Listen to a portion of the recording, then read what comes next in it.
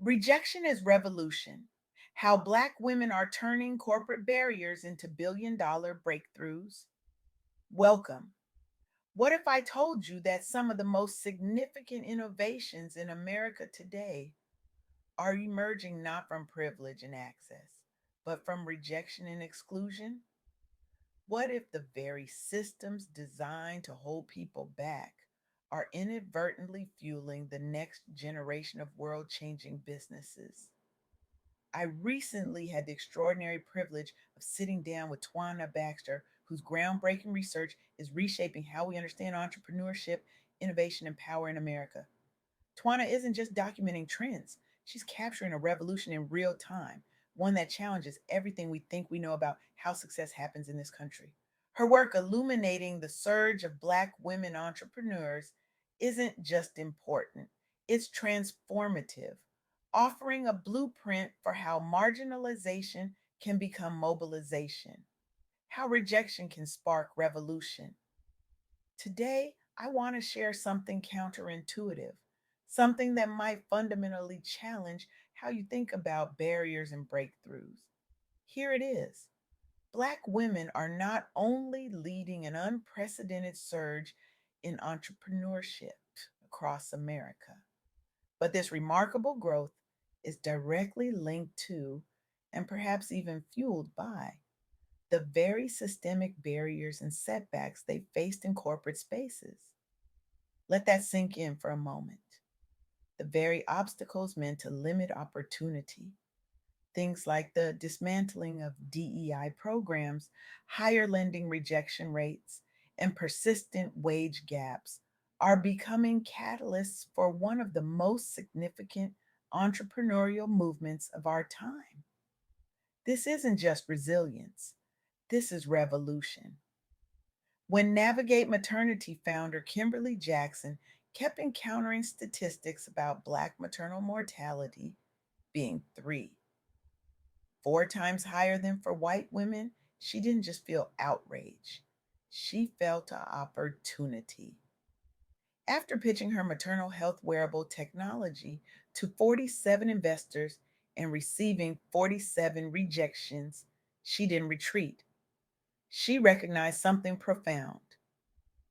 The very blindness that prevented investors from seeing the value in her solution was the same blindness causing the healthcare gap she was trying to solve. The rejection wasn't personal, she told Twana. It was systemic, and systems can be rebuilt. Kimberly leveraged her background as a biomedical engineer and her lived experience as a Black mother to create what those 47 investors couldn't imagine: an FDA cleared wearable specifically designed to monitor high risk pregnancies, with particular attention to conditions that disproportionately affect Black women. Today, Navigate Maternity has partnerships with 5 major hospital systems. Their technology has been used in monitoring over 3,000 high risk pregnancies, with data showing a 62% reduction in emergency interventions. Those 47 rejections didn't end her journey, they clarified it.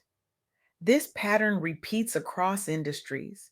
When Alana Eve couldn't find fashion that honored both her body and her values, she didn't just complain about the industry, she transformed it. Her sustainable fashion brand now generates $4.2 million annually while maintaining radical commitments to size inclusivity and environmental sustainability. I was told repeatedly that you couldn't have size inclusive clothing that was also sustainable and profitable, she shared with Twana. But that's only true if you accept the limitations of existing supply chains and design philosophies. Didn't? By prioritizing sizes from XS to 3X, using recycled and compostable materials, and boldly highlighting cultural heritage in her designs, Alana didn't just find a market niche, she created a market revolution. Her customer base is fiercely loyal, with 78% repeat purchase rates because they're not just buying clothes, they're buying confirmation that their bodies and values deserve to exist together in the marketplace. Then there's Maya Johnson of Oak Theory, a UX UI design agency specializing in accessible digital experiences. After being told repeatedly that accessibility was a nice to have rather than a business imperative, Maya decided to prove the business case herself. I kept hearing that inclusive design was too expensive, too niche, too idealistic, she told Twana. But I knew from my community organizing work that exclusion is actually what's expensive in lost customers, lost talent, lost innovation. Oak Theory now works with Fortune 500 companies, showing them that accessible design isn't just morally right, it's financially smart. Their clients see an average 23% increase in user engagement and a 17% increase in conversion rates after implementing Oak Theory's accessibility recommendations. What these stories reveal is something profound. When conventional paths to success are blocked, innovation doesn't just survive, it thrives. These entrepreneurs aren't succeeding despite the barriers they faced. In many ways, they're succeeding because of them. The challenges have forced them to think differently, to identify overlooked opportunities, and to create solutions that serve communities traditional businesses have ignored. This pattern reveals something we rarely acknowledge in our conversations about success and achievement. Sometimes our greatest innovations emerge not from privilege and access, but from necessity and exclusion. The data backs this up. Black women owned businesses are growing at 4.8 times the rate of all businesses nationally. They're generating over $60 billion dollars annually in revenue. And they're doing this while receiving less than 1% of venture capital funding. These aren't just impressive statistics, they're evidence of an economic transformation hiding in plain sight, one that challenges our fundamental assumptions about how innovation happens and who gets to lead it. As Twana's research shows, these entrepreneurs are creating entirely new pathways that challenge how business has traditionally been done. They're not just finding ways around barriers, they're making those barriers irrelevant by building entirely new systems. This isn't just about entrepreneurship, it's about power. It's about who gets to define what problems matter, what solutions count, and whose needs deserve to be centered in our economy. For too long, we've accepted a narrative that says innovation flows from privilege, from access to capital, from elite networks, from prestigious institutions.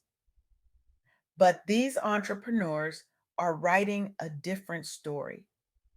They are showing us that sometimes the most powerful innovations come from those who have been systematically excluded from existing systems. They are proving that rejection can be revolutionary. When Navigate Maternity couldn't get those 47 investors to see the value in addressing maternal health disparities, they didn't just find another way to build their business. They created a solution that those investors couldn't even imagine because they hadn't lived with the problem. When Alana Eve was told that sustainable fashion couldn't be size inclusive and profitable, she didn't just prove the critics wrong, she created an entirely new business model that has now become a blueprint for the industry. When Oak Theory was told that accessibility was too niche to build a business around, they didn't just find clients who disagreed, they demonstrated that accessibility is actually a pathway to broader market reach and deeper customer loyalty. This is the power of what I call rejection as revolution. It's what happens when people take the very barriers meant to exclude them and transform them into foundations for something new, something better, something that might not have existed if the path had been smooth from the start. So, what does this mean for you? If you're someone who has faced barriers, whether because of your race, your gender, your background, or any other aspect of your identity, I want you to consider, what if those barriers aren't just obstacles to overcome? What if they're invitations to innovation? What if they're not just blocking your path, but directing you toward a better one? And if you're someone who hasn't faced these specific barriers, I want you to consider, what innovations are you missing because you haven't had to solve the problems that exclusion creates? What solutions might emerge if you centered the experiences of those who have been systematically marginalized in your industry? Because here's the truth: we cannot afford to waste the innovative potential of any human being. The challenges we face as a society, from climate change to healthcare disparities to technological disruption, are too complex and too urgent to solve with limited perspectives.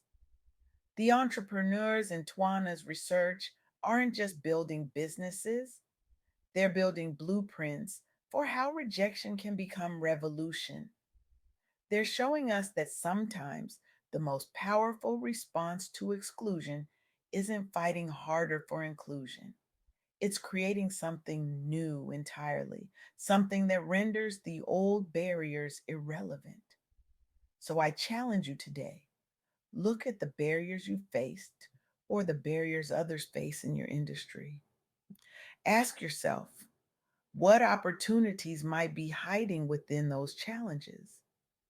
What innovations might emerge if we saw rejection not as a roadblock, but as a redirection towards something better? Because that's the lesson these revolutionary entrepreneurs teach us. Sometimes the most disruptive innovations don't come from having every door open for you. They come from having the courage, the creativity, and the conviction to build new doors entirely. Thank you